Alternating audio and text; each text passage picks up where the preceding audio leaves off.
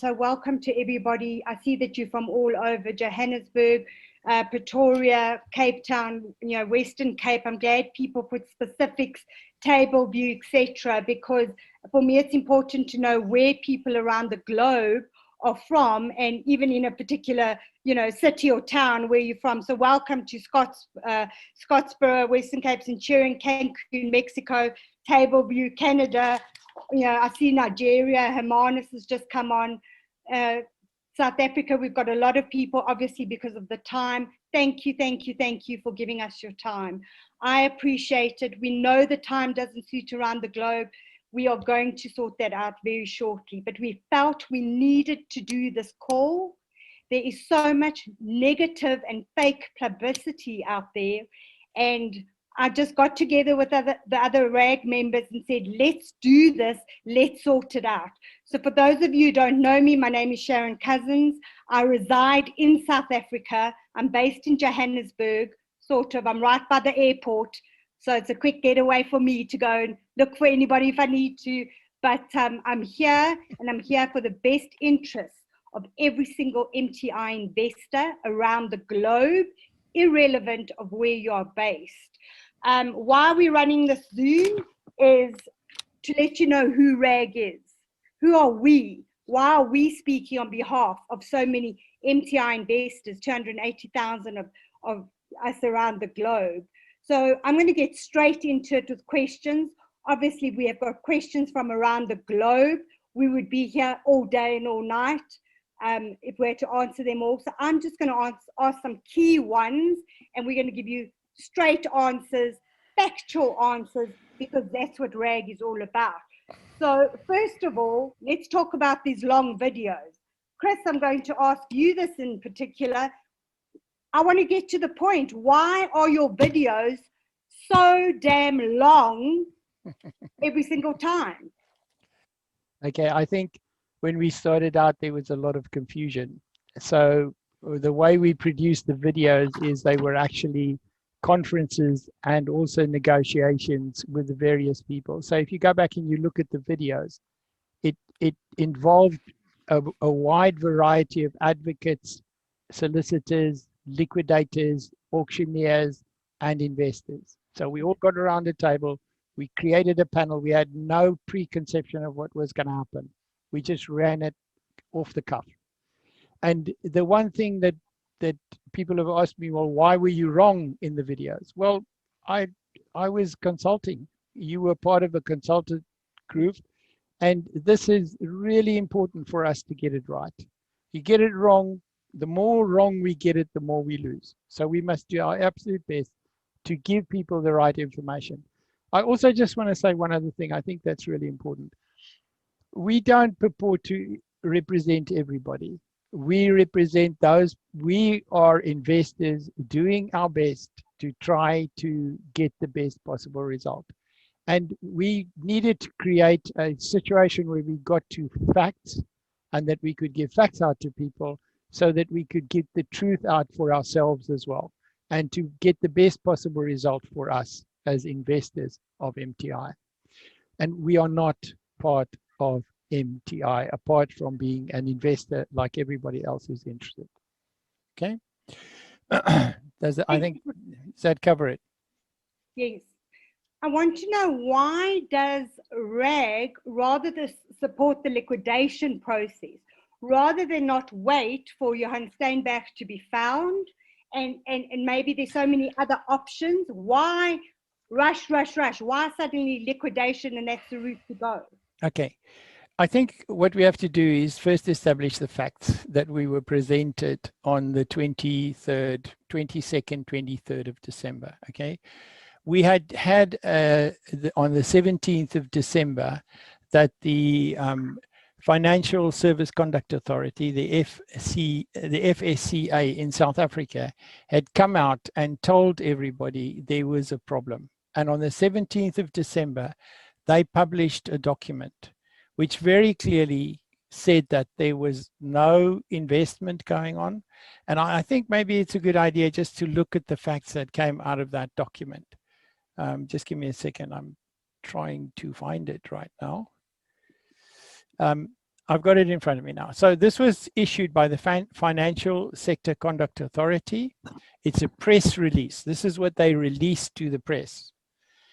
On the 17th of December 2020, they said the investigating on Mirror Trading International nears completion. And in that document, they say a whole lot of stuff. And they say that it was illegal, that it was not properly registered. They claim that they haven't been, that the management of MTI had not been able to prove that they had sufficient funds on reserve in comparison to what was being reported in their trading. They couldn't find they couldn't find after having raided their offices, had a tremendous amount of time, a lot of interviews, couldn't find any proof of trading. And the trading organization that the management of MTI were alluding to didn't exist. And there was no proof of it. And I mean, that document is there. We will post this document on our website and put it under the heading of FSCA, and make sure that everybody can read that document. So in other words, that is an official government organization that came out that said, there's problems here. Guys, massive problems. Now, right at the bottom of that document, it also says, and this is really important for everybody to realize, it says, the investigation is ongoing and a criminal case has been opened by the FSCA with the South African Police Services. Wow. Okay, so that doesn't mean we are thinking about opening a criminal case. They are saying we have opened a criminal case. And I'm going to give you the docket number, which we will also put on our website. It was opened in Stellenbosch on the 12th of November already.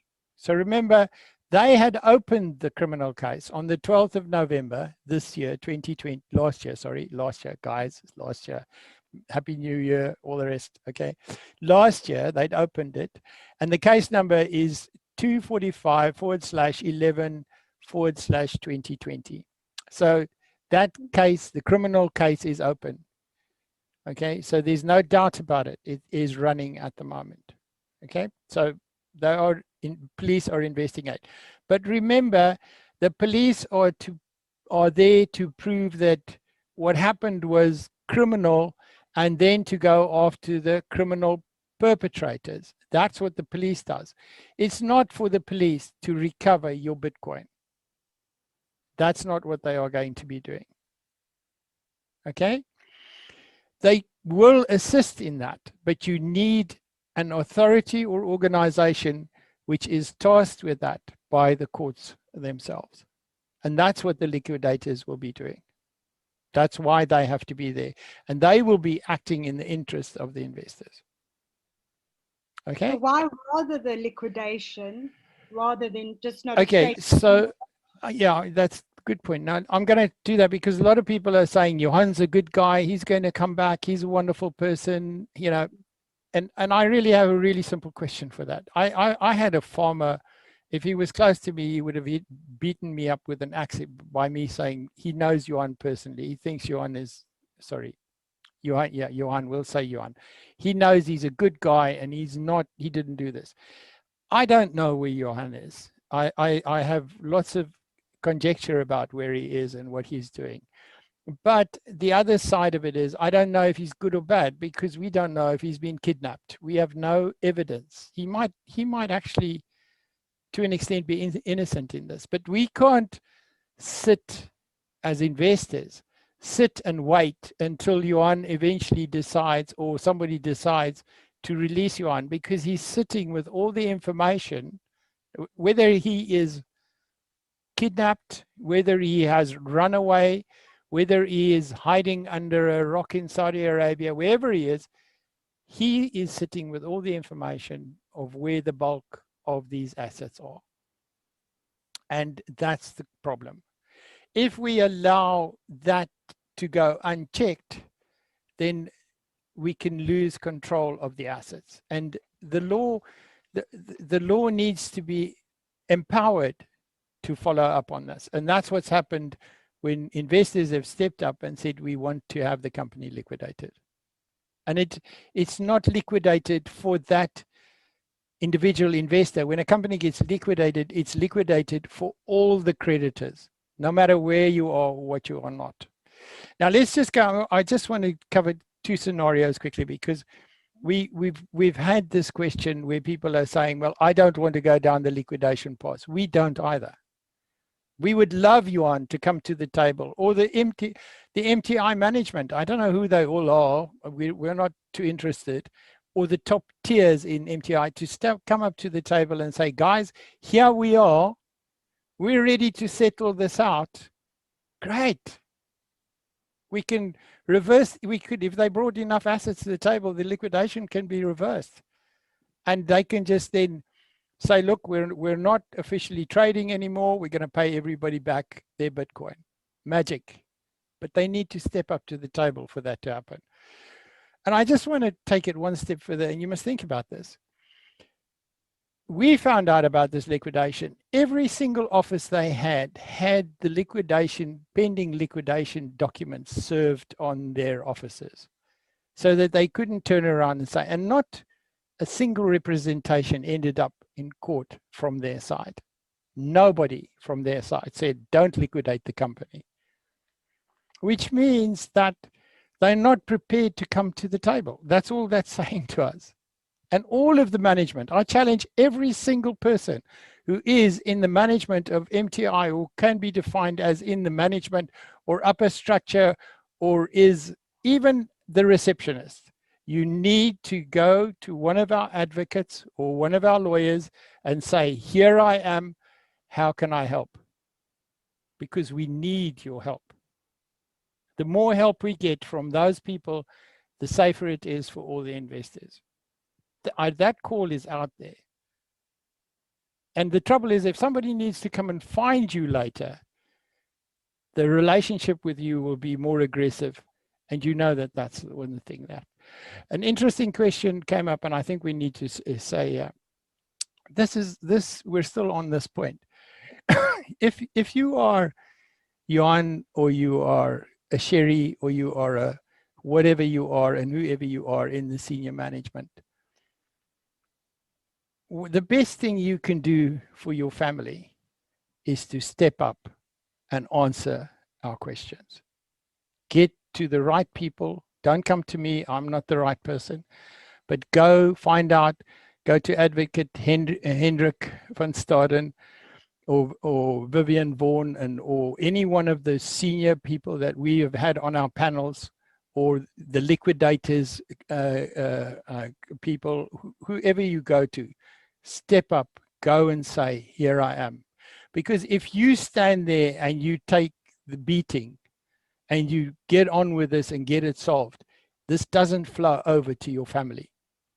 But if you're not there and you're not available, what's going to happen? The police are going to have to go to your mother and your father and your sister and everybody else to try to find where you are. And that's what happens in these situations. Really, really important. Now, just to follow through, let's say, for instance, we have the option of all of us going privately. So all the investors out there say, what do you flippin' guys know about this thing? And you don't know what you're talking about. I own 40,000 properties and I put in £100,000 and I want my lawyer to deal with this. Well, you probably might have a better lawyer than what we've got and all the rest of that. But in the end, by doing that, you're still going to end up dealing with the liquidators. So you'll pay your lawyer a bunch of money and he's going to have to deal with the liquidators. And him bringing another liquidation action, all that happens is the courts won't take it anymore because that action is already gone. So you can bring your liquidation action if you have a different thing. But even if you bring it, the creditors are all just a bowl of creditors. And that means that all these actions are ending up in one bowl of creditors, which is stuck with the liquidators that are going to be appointed by the master of the court. So you need to keep tabs on what's going on. you need to check, and that's what we're doing. We're doing our best to check and keep the information going to you people and make sure that we run this correctly. We are doing everything we can in our power to help all of us as investors to make the right decisions. Okay, so that's the first problem. So it becomes futile if you think. Now I'm going to just read you these steps, and we will publish them on our website as well. So option 1 for a private collection, you would say this selfish action because small investors won't have the funding. So the individual investor doesn't have the funding to run this.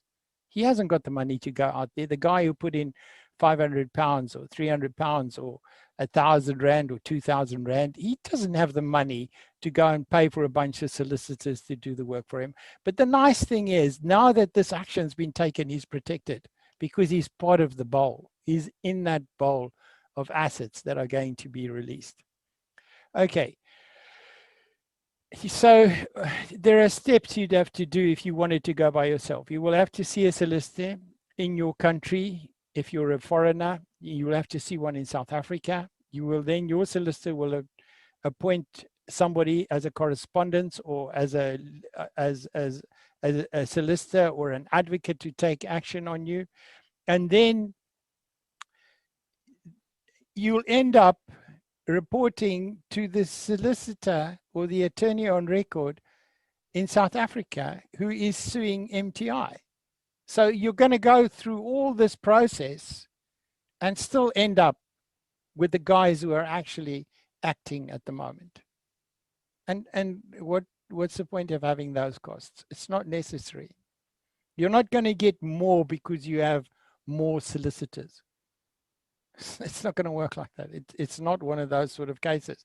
So we're trying to do a class action so that we can at least have some say in who gets appointed to follow these things and to be able to hold these people to account. The solicitors and the liquidators and those that are standing up and saying, here we are going to do this.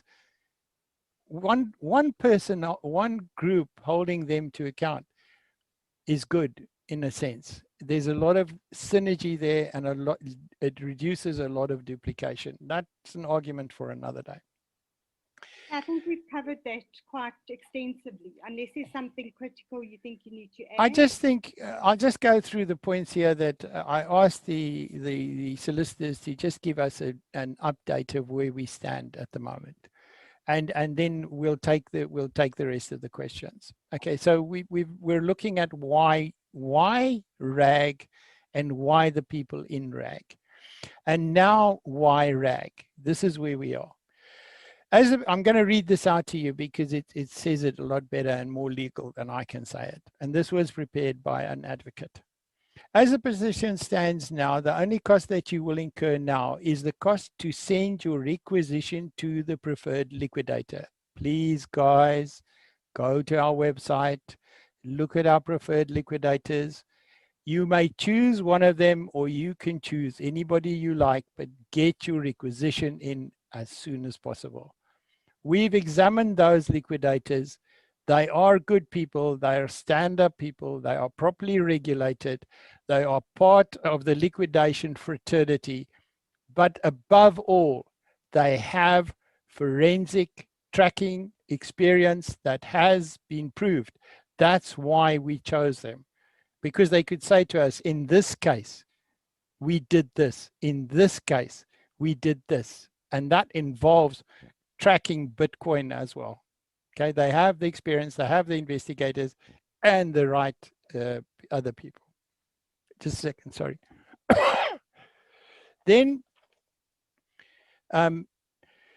he carries on and he says, once the liquidator is appointed, liquidators, we doubt this is going to be single. It's going to probably be at least 3, but could possibly be more as well. Once the liquidators are appointed, they will, at no cost to you, the investor, at their own risk, start looking for your Bitcoin and will act against the people that have undue prevalence. What does that mean? That means that anybody in the management team who have bought horses and horse carriages and plots of land and farms, and I don't know, there's a lot of stuff these guys have bought. So I think they need to come back and give it back. Maybe you do as well. So they will go after them, all right? They will do various 417, 418 inquiries to establish who gained unlawful monies and undue prevalence. So they will do investigations on these principal people and go after them and go after your assets, okay? These liquidators are experts in their fields, and furthermore, they will have the Insolvency Act behind them. Guys, that act has got massive teeth. Believe me, it doesn't stop unless it gets it all. It will devour everything out there to make sure that we get there. And the guys that we've got on that team, I mean, that main honcho, you just look in his eyes and you get scared. I tell you, I'm running already. The Insolvency Act has much more teeth and reach than the commercial law that an attorney will have and use when he approaches the court for relief. You're an individual investor, you come along with your attorney, he doesn't have the skills here. If you know what is required to track this Bitcoin, you have to have the right people who can do it. And which attorney can stand up there, apart from the people, specifically the people we have in this pot of ours, which were in the meetings we've already had? They have that ability. Okay, why would you want to oppose the liquidation and do this on a solo? I think we've covered that quite well. The biggest reason why liquidation will work better than a private attempt lies in the fact that the liquidators through the Insolvency Act can have a go at the top structure that got serious commission and who got serious benefit to bring such money back to the estate. And I do feel that there are people out there that are scared because of this. And I realize that they might be telling you guys not to go for the liquidation. And they are, some of them might actually be at the heads of your downline. And I would suggest that they should do exactly what we've called the other people to do. That is, go to the authorities, hold up their hands, and just talk to them. Okay, in the case of the private perusal, you will have no claim against the top structure whatsoever, because you are dealing with, you've dealt with MTI. So what's happening at the moment is that if your beef, your personal beef is with MTI, you can't go against Johan Steinberg. You have to go at MTI first. But the way this is now structured within this group and with the Financial Services Authority and all the rest, this now makes it, if we go collectively as a group and we help these people as much as we possibly can, then this can permeate out downwards if the examination of the assets and everything else tell the story that we believe it will tell. Okay, I'm over. That's it. That's my speech. Right. Sorry, that was too long, wasn't it? Yes, it was. So is RAG part of the management of MTI structure? So obviously there's so-called corporate at MTI. I want to know that the RAG members, are they MTI investors? Are they MTI management? Like, how has RAG come about? Who is RAG? Yeah, RAG is mostly made up of people who are either investors at the first level, have just invested, and or people who in good faith got their families and friends involved in investment as well. So they are leaders who are stepping up to the plate and saying, guys, you know, I'm sorry. The problem with this flippin' Ponzi scheme is that the person who brought me into it is a really good friend of mine and has been a friend of mine for 15 years. Really good friend of mine. I would trust him with my life. No problem at all. He's like a brother to me, especially living in the UK by myself. He's like a brother to me. And can you imagine what he feels like? Can you imagine what all those people feel like? Because what happens is, this is what happens. Your father comes to you, your sister comes to you. They show you they're making money and they bring you into the scheme. And this is going to drive families apart. People are going to start getting upset because the brother just wanted to do something good for you. And that's the problem. So I hope that answers your question. Okay, then answer this one, because how come if you look at... Sorry, Sharon. Yes. Sharon, please, can I just on that question of Chris there, one of the people participating in the call here says that in our last meeting we said we'd put the CVs of the RAG team on the website and they can't find it. Is it on the website yet? No. No, we'll try and get it up still. Yeah, we'll try and get it up as soon as we can. But I mean, I notice people have been searching me everywhere, and the only thing they don't know is what color underpants I've got on today. It's not nice. I think it's a fair comment from the person, Yes, as we did say in our last meeting, we would put the CVs on the website. So yeah, I think I just want to keep us accountable. Thanks for that, Stephen. I just want to say that us as MTI investors sitting on the RAG team are also putting ourselves out there. You know, by putting our CVs out there, we're putting our necks out. You know, we've got targets on our back right now. Let me just say it as it is, because we've raised our hands and said we'll stand up for 280,000 people around the globe who have invested their pensions, who have invested hard-earned money. And, you know, we can put not our whole CVs up there, but certainly say this is who we are, because we are just MTI investors, like each and every person listening to this call. But a big question that's come up is how come there has been an email from RAG via MTI support, via the MTI back office? People have received an email from us. The only way I can explain that, and honestly, we had no communication with anybody there. The only way that I can explain that is that somebody on that support system is feeling they need to get the truth out, and they are, and I'm taking this from a nice point of view. There are two scenarios here, and they are feeling guilty about what's going on, and they want to help. So they're pointing people to us. That's the nice scenario. The bad scenario is that they want to tie us to MTI and to discredit us. So there are two scenarios there. And we don't know how that played out because we had no influence in that happening. So that's the truth.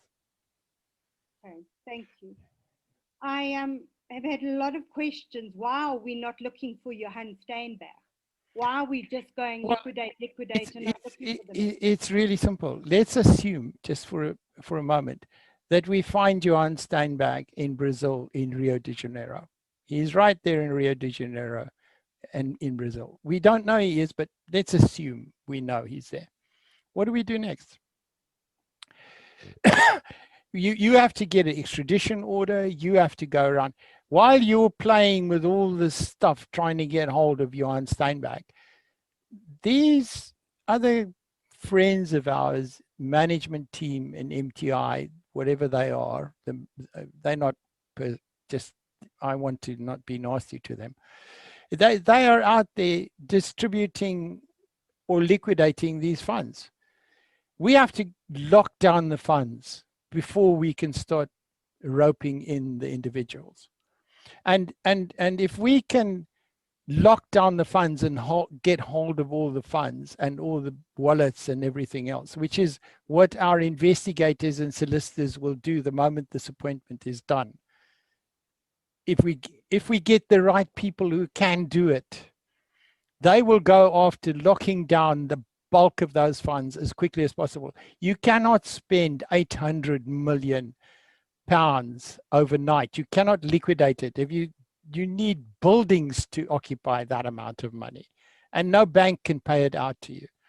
If you liquidate that fund, that thing, and your name is, let's say, Johan Pochempoel, and you liquidate that wallet, it goes into your bank account. And what do you think is, you as Johan Pochempoel will know that that's a problem. Because if you liquidate that fund into a bank account with all these investigations going on, what's going to happen? It's going to be seized. So you now have to keep it in these wallets and try and float it all over the place. That's what you're going to be trying to do. So even if we go after Johan in Brazil, it's going to take us a long time to get him out of Brazil. And how much is going to happen while we are playing around trying to get Johan back to South Africa? And, you know, there's so much bad feeling out there.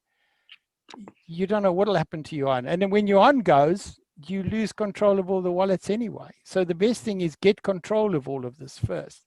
And the way to do that is through the teeth that these liquidators have. Get those bulldogs to go and grab it. Let me ask you directly then. We're not going to look for him. That's quite obvious.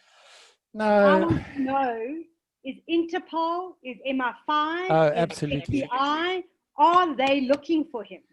Absolutely. Believe me, there'll be lots of people out there searching for him at this stage. I think you need to just think for yourself. This is an international incident. I'll just give you some quick statistics. We have got, I'm talking about permanent visitors. We have over 40,000 permanent visitors on our website, which was established 4 days ago, which was established, was actually came live with its statistics. It came live a little bit earlier, but the statistics were only put on Christmas Day. Since then till now, and this was when I checked this morning, 54% of our visitors were South Africans. All the rest are coming from the rest of the world, with figures as high as 28% from America. And America, Canada, Britain, and some European countries, and there are thousands and thousands of people that are outside of South Africa. And the other thing too, we've got to realize, and this is the stat that I've got, but I can't confirm it yet. It's something we'll have to look into later. We've got a stat at the moment, which says that there are 280,000 investors, and only 90,000 of those investors are in South Africa. So the statistic that we've got and the visitors on the website are slightly in conflict. But in worst case scenario, over 46% of the investors are outside of South Africa. But that makes this a massive international incident. Okay. So someone's looking for him. That's all we need to know. Absolutely. But why then can't the MTI system, so the back office, pay us anyway? Because the back office is still there. No, so, because it doesn't have any assets.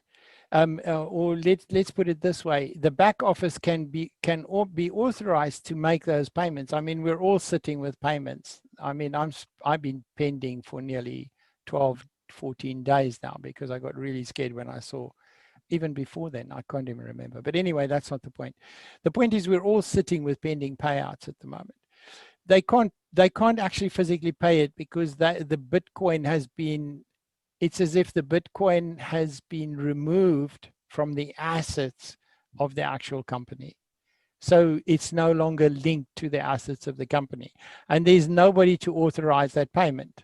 So that's the sort of problem you had. You see, they set up this, from what I understand, this is purely, please conjecture. But from what I understand, from the programming side, they set up the actual bit that was doing all the management of a person's wallet and all the rest of that, separate from the actual attachment to their account.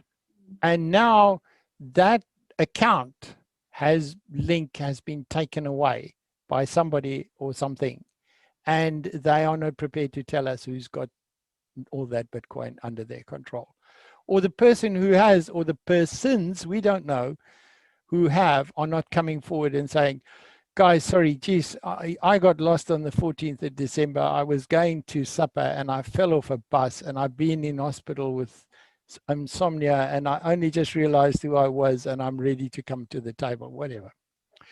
That's the problem.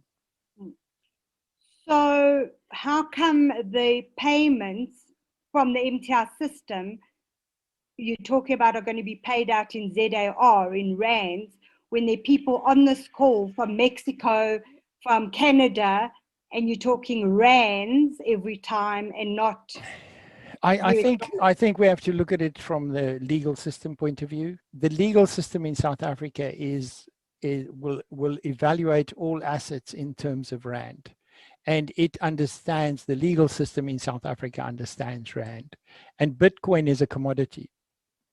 It's a lot of people don't recognize it as a currency.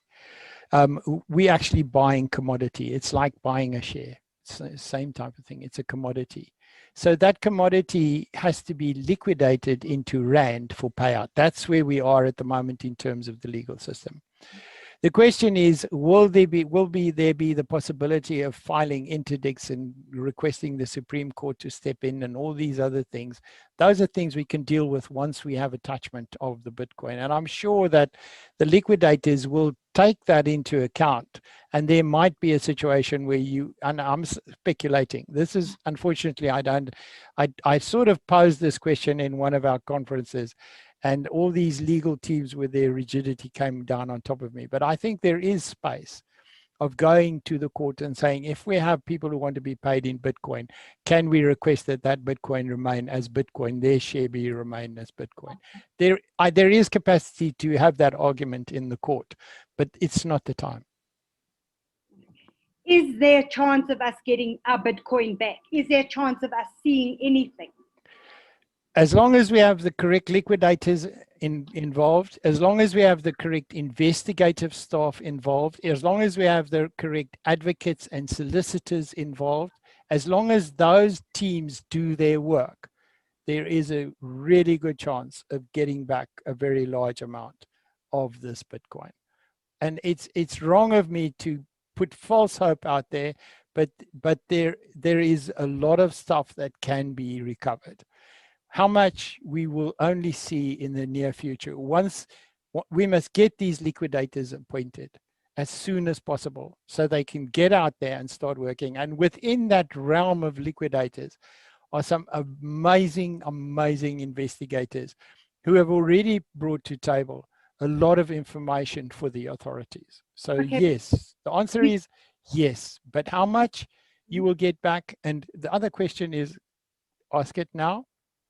When? Well, if it's there, you're saying that we'll get it back. How do we know there's Bitcoin there? Because how do we know this whole thing's real? You can't kill the Bitcoin. What are you going to do with it? It's an electronic track. It's going to be like somebody walking in the sand. When somebody walks on the beach in the sand before time and water, there is a track there. You can follow that track.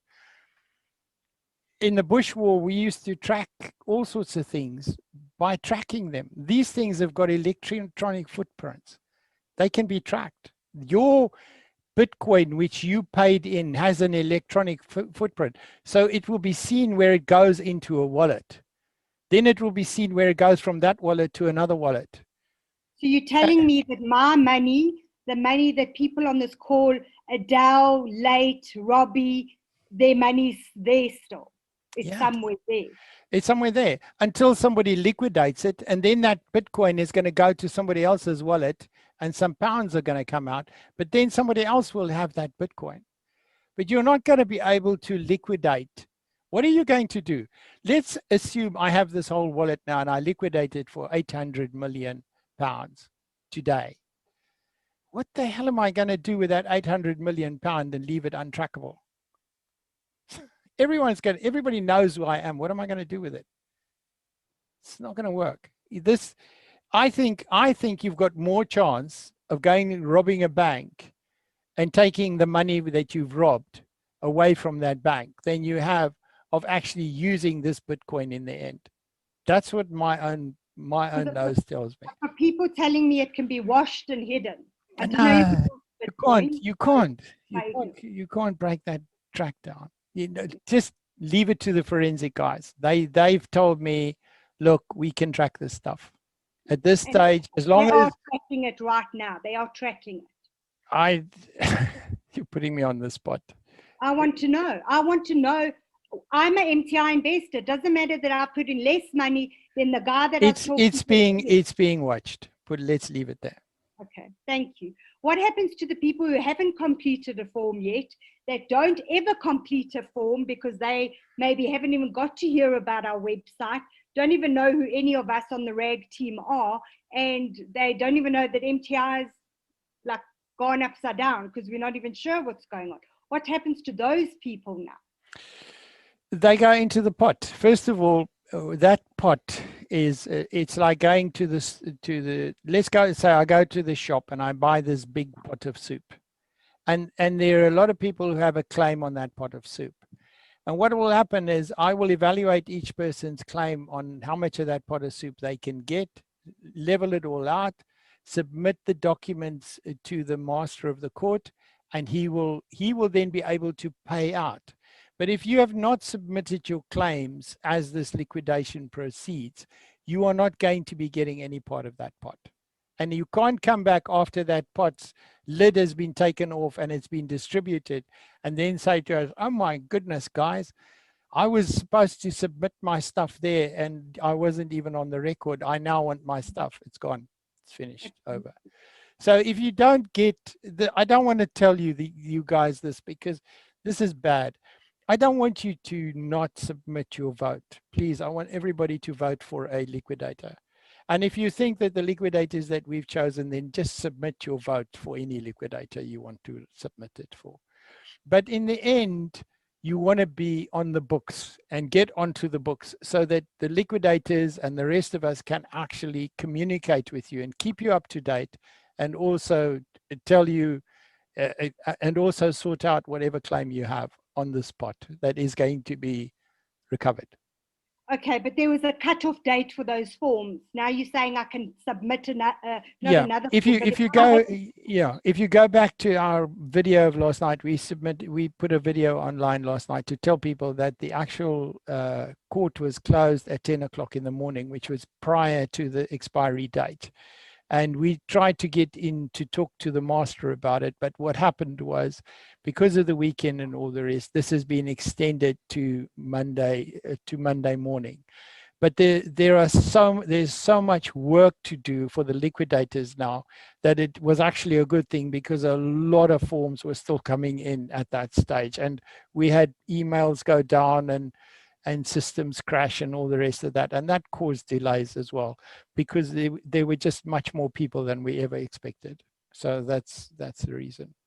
Okay, great. Stefan, I just want to say thank you for answering everybody on the right. I know that Galaxy S9 has a question that's not being answered. I can't see the question, so please can you just answer that. My next question is, because we're such an international group of people and we now are doing this claim in South Africa, do the people who are living in, I'm going to mention you again, Canada and Cancun, the rest of the United States, New Zealand, everywhere else where we have got investors, do they have the same benefits that I get and Stefan get because we're in South Africa? Chris, you're in the UK. So everybody internationally, are they getting what we're getting? Yeah, well, it'll be equal for everybody in terms of what they invested and what their investment value is in that pot. So it doesn't matter what your color or creed or whatever you are. That's not going to make a difference. The main thing is to get onto the system and submit your forms. Do get yourself onto a system so you can be updated. Make sure you're keeping track of what's going on, and then submit. But in the end, remember, this will be, let's say you put in 300 Bitcoin or something like that, and you've got 300 Bitcoin in this pot, and they only recover 5,000 Bitcoin. Then my 300 Bitcoin might be a small representation of 2,000 Bitcoin. So it will be worked out what my value is. But in the end, when it converts to Rand, if it converts to Rand, and I'm putting it out there that we will have to talk very seriously to the authorities of whether we just can't keep it in Bitcoin. But it might not be in our interest because the Bitcoin might be falling at that stage. These are all issues we can't preempt. So but that value will be the same. If you're in South Africa and you're going to be paid out your 5 Bitcoin, the guy in Canada will be paid out 5 Bitcoin. And there will be arrangements made with the South African Reserve Bank on how all of those things will be. That there'll be discussions taking place on how all of that will happen. And there is potential that the bulk of the funds will be transferred to either New York or to the UK and then distributed from there. There's all these sort of issues that can be resolved, but we would have to keep on top of it. But is my claim valid? Your claim is exactly, if you're owed 3 Bitcoin, it doesn't matter where you live, what the color of your skin is, or who you are owed 3 Bitcoin. You will get your apportionment of your 3 Bitcoin in the end.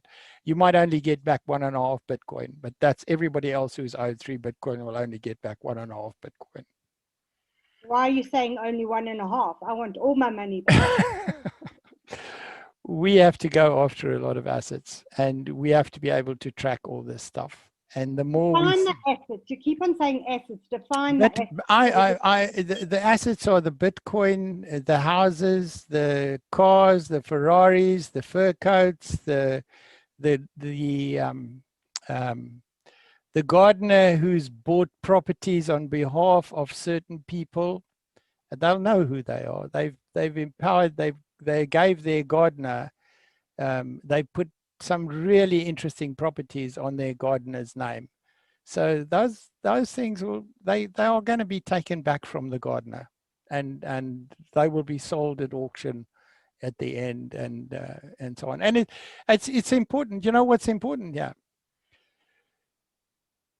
The guys who in the end come to us and come on our list, we will tell them about the auctions. So they can go to the auctions and maybe buy a really nice property from a gardener to a really good price. They can sell it more, and then that'll be good for them as well.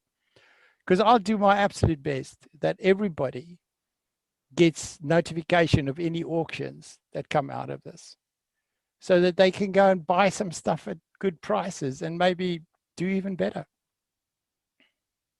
How can we trust is a question that comes from the public. How can we trust RAG? Because we're a non-profit organization made up of people who feel they want to do something to help their investors, and we get beaten up for that. How is that possible? Why can you do that? Well, I am part of an organization that feeds somewhere between 30 and 70 people every night in Walthamstow. And I don't ask anybody anything for that. And I do it because I feel it needs to be done. And that's who we are. We are now people who are feeling, some of us are saying, I brought in my brother and my sister, and we've all lost. We need to get some of this back somehow. And I've invested, and I'm thinking I'd like my Bitcoin back, quite honestly. Yeah. But there's a lot of pain out there, and somebody has to at least help as many people as we can. And the RAG guys have all stood up and said, I'm here, I'm encountered. And then we get beaten up by the trolls and the people saying, well, we must stop this liquidation. Why do you want to stop the liquidation? Are you feeling guilty about something? Come to the table, man. Come and give back. It's time to pay back. Come on, Johan. Show us what a great guy he is. That farmer who said I was the worst person under the sun. I don't know, was that you? Anyway, he said I was the worst person under the sun for pushing for this liquidation. Everyone's fighting with me because of that. Why? What we want to do is get your money back to you, to get it back to where it belongs. And we're doing our best to appoint the best people that can do that. And a lot of the people that are working with us have stepped up to the plate. Your next question, it's coming. I know what it is.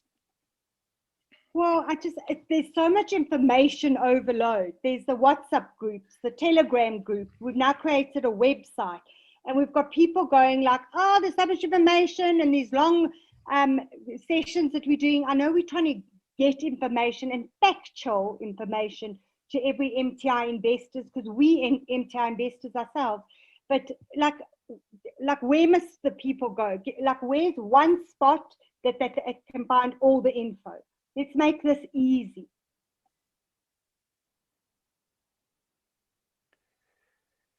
Okay. Sorry, is there anything specific there, Stefan? Sorry, I understand that. I really do. The question is, we are flooded with information, and we are trying to get out as much as we possibly can so that people can make informed decisions.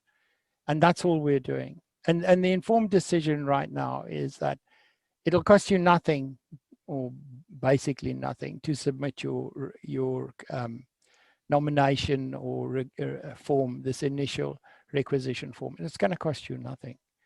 Number two, once you're on that system, you'll be able to register with your preferred liquidator, and you'll be able to put in your claims. And all of that's going to cost you nothing. All of that. That's what we're saying at the moment.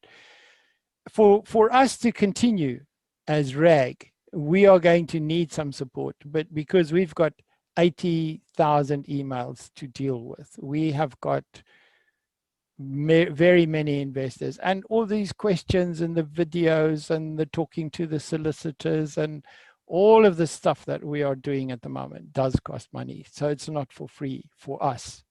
At the moment, we are doing this on behalf of the investors, but we're leaving the choice up to the investors. And if we do go ahead, we will exist as a non-profit organization. That is one of the options that we have to examine in the future. At the moment, once we've got the liquidators appointment, once that's all finished, then we'll have to re-examine and re-look what we do after that. Okay. So you said we are a non-profit, so are we? No, we aren't yet, because we haven't told people where to send money. So we're still a self-funding organization. We are being funded by all these people who are working pro bono as such.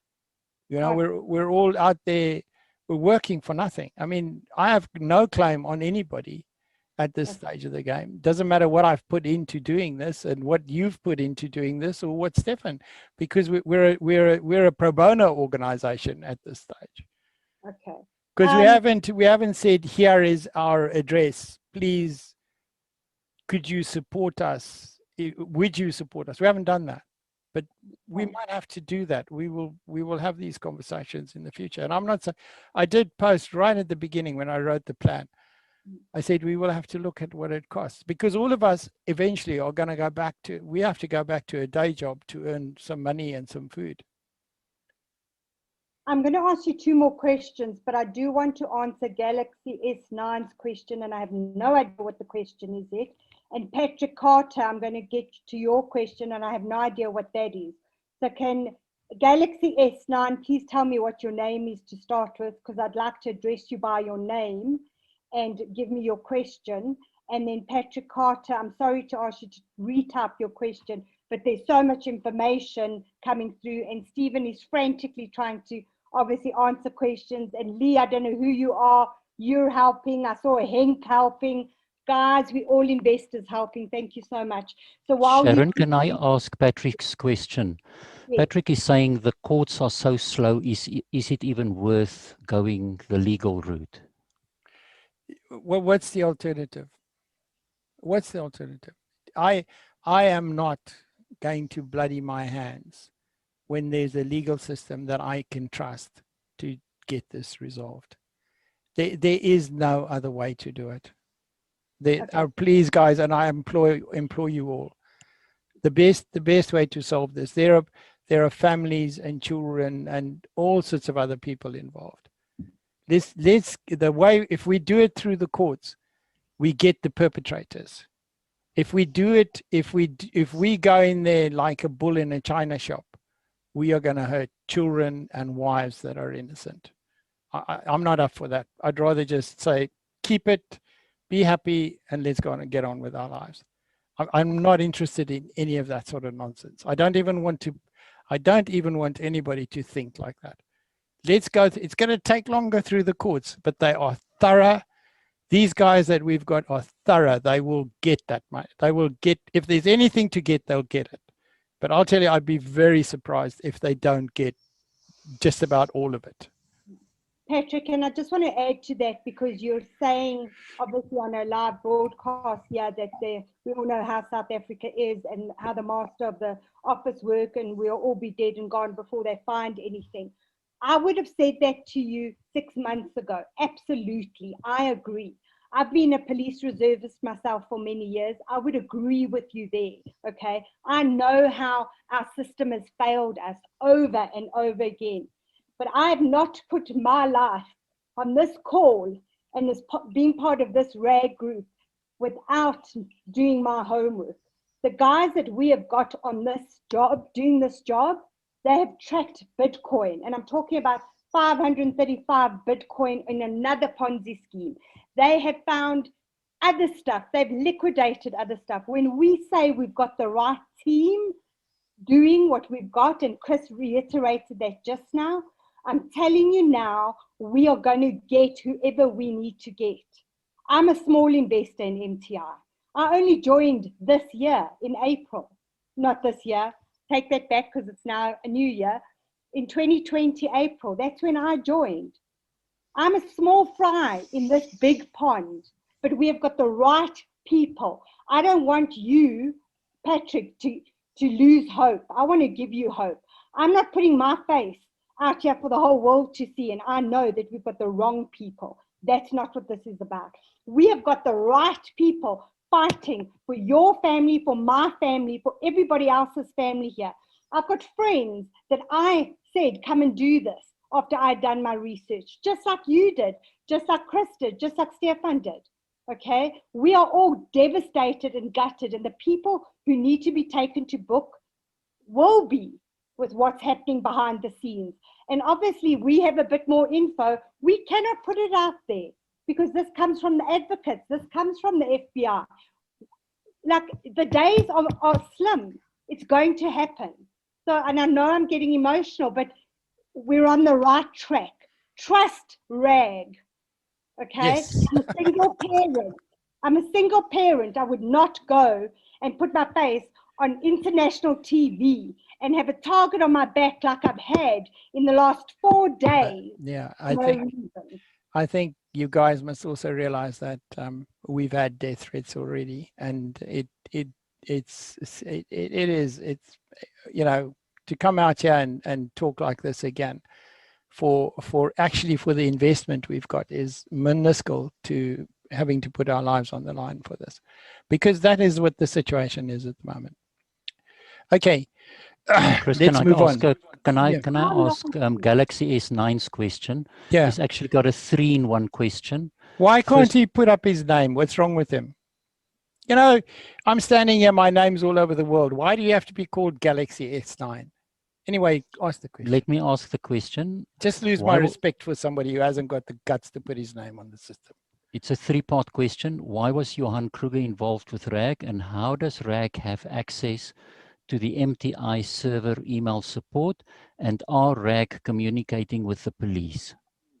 Let me start. Let's do them one at a time. So the first question you had, I think we've covered 1 or 2 of those already in this call, but Correct. Go with the first question again. Johan Kruger, is he involved with Johan RAG? Kruger.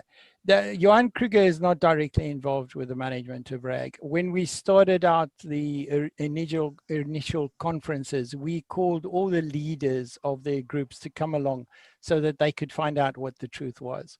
So in the initial conferences, those were open conferences to bring senior people who had lots of influence. And my hand goes out to those people and say, I hope you've communicated the truth to them, because you were invited to have a disclosure of the truth. That's why they were brought to the table. So we didn't say, well, you know, the people who we're coming to the table for these conferences need to be vetted in any way, because everybody needs to get to the truth and really know what's going on, because there's a lot of denial about who these people in MTI are. And quite honestly, there is, on the management of MTI, people who have repeatedly done these Ponzi schemes and have been pursued by criminal action by the police. So I'm not going to disclose names at this stage of the game, But that is the type of people we are dealing with. And that's why they won't come to the table. I'll tell you now, not one of them has got the guts to come to the table and say, here I am, let's sort it out. But please prove me wrong. Please prove me wrong. Okay, Johan, Galaxy is 9 says his name's Toby. Thanks, And Toby. thank you for your questions, Toby. The access to the MTI server email support, we already answered that. Yeah, We said we have no way of shape that or we form have contact with that. Yeah, we have And no then the contact. last question, are we talking to the police directly? Is RAG communicating with the police directly? The answer to that is obviously we have to pass, and we are under an obligation in terms of the law itself, that any disclosures that come to us which can further their investigation has to go to the police. And we will on when this whole thing, we have been in contact with them and we are talking at a very high level. But what will happen is during the next couple of this next week, we will put up the correct people to contact in the police. So we need to find out from the police, how do they want to centralize this action so that we can feed them the information they need to be able to pursue these characters. So that is definitely going to be one of the things we're going to ask you for. And we have asked you for that already. We've asked the investors for that. And we've had quite a number of replies there already of information that has been sent to us, which we've passed on to the police. Okay, next question is, has RAG had any communication with MTI and or any of their staff, and what is being said or communicated? I can say that there are MTI staff that have come forward directly to our advocates. So yes, there are people in MTI structure, the actual administration structure, which are saying, look, I don't want any part of this. I didn't know this was going on. How can I help? Yes, there are some really good people out there who have done that. People with integrity who didn't know what was happening around them. So yes, and I thank them, and that's been really brave of those people. But obviously for their own edification, I won't release any names here. But there are people that were reasonably high up and didn't fully understand what the situation was, but they were workers within MTI. And that's the answer. That's what makes the difference and helps all the investors and will speed up this whole process. Okay, are there any other questions, Stefan, that we maybe the last question on the list of questions on the chat. Will the RAG members be requesting remuneration in any form whatsoever from MTI members or via the liquidators for this effort /plan? It's unclear at this stage. Look, we haven't said to anybody, look, we'll do this for money. None of us have said that. But also, we have to be realistic about this. And we have not been offered any money from the liquidators, the solicitors, or any of those people. Nothing like that has taken place. And we didn't ask any of them for that either. I think what will happen in the future will depend on how much support we get from the investors. Because I think if the investors turn around and say, guys, we need you as an organization to hold people to account and to keep us informed and to be our friends, we are prepared to support you, then we might start something like a Patreon or a PayPal thing. But in that case, we will be a non-profit organization. At this stage of the game, we've tried to put a structure together. We've had the discussion, but every time something has come up, and we just find that the actual doing the work is more important than anything else. And that's really happened. We've had 3 of these, and then all of a sudden we've got a fire to some troll is talking nonsense somewhere, or some solicitor is saying that he was now part of the team and false information to the media, and then we have to get advocates to go and talk to him and say, listen, you're just lying, and if you don't stop, we're going to sue you. So there are a lot of people out there making claims that are false claims about this whole thing. And I think I've answered that. The first thing is we are pro bono, and there's no doubt about that. but you can't host this sort of stuff and do all the work that we've done, and it doesn't cost money. At this stage, it's come out of our pockets. Does that answer it adequately? Yeah, I think so.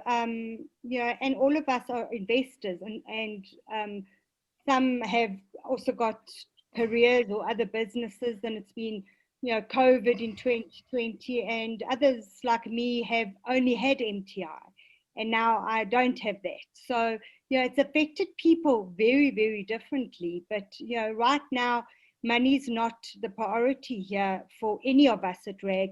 The priority is to answer 8,000 emails that come in on a day, 80,000 emails that come in, you know, daily, WhatsApps, you know, all of that, and to try and get back to people. And people get annoyed that we're not getting back to them, but it's physically impossible. I mean, if I tell you the amount of sleep that all of us have had in the last 4 days. What is sleep? What is sleep? But I think I just thought, I just sort of did some figures in my head quickly.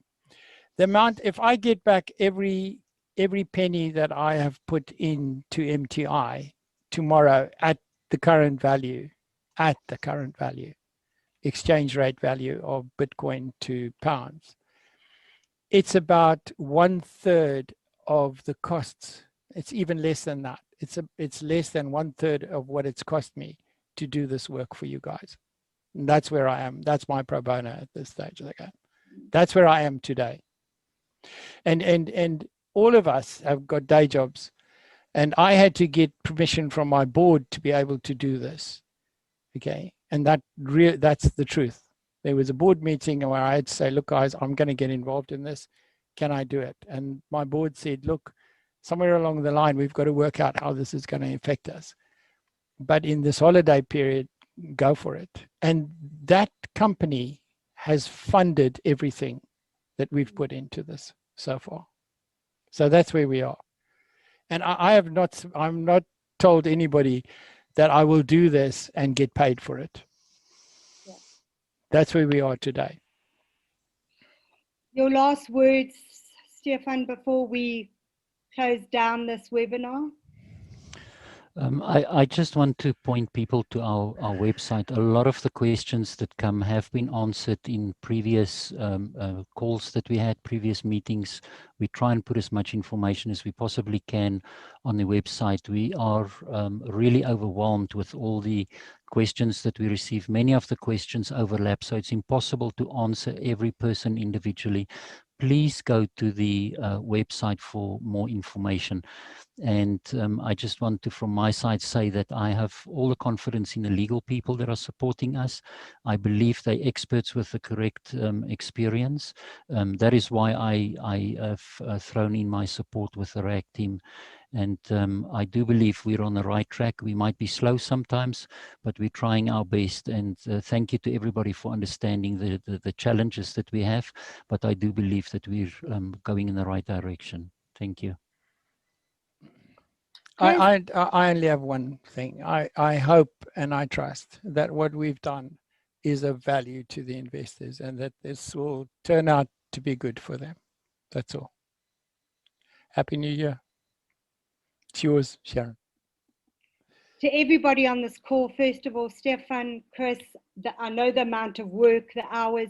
You just need to go to the website, and everybody here on this call will see the work. I mean, it's there for everybody to see. The exhaustion is real. I want you to know that each and every one of us at RAG, because not everybody from the RAG committee is on this call, each and every one of us are fighting for each and every MTI investor worldwide. And whether that is a true figure of 280,000 members, we are fighting for each and every single one of you individually.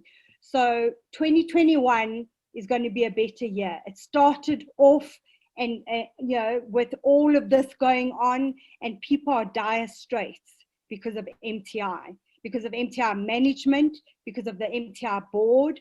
I pray to God that they are on this call, that they are watching and hearing and listening, because it's in their best interest that they step forward and we resolve this. Because like Chris said, if they step forward, this could all be resolved in the next 6 months.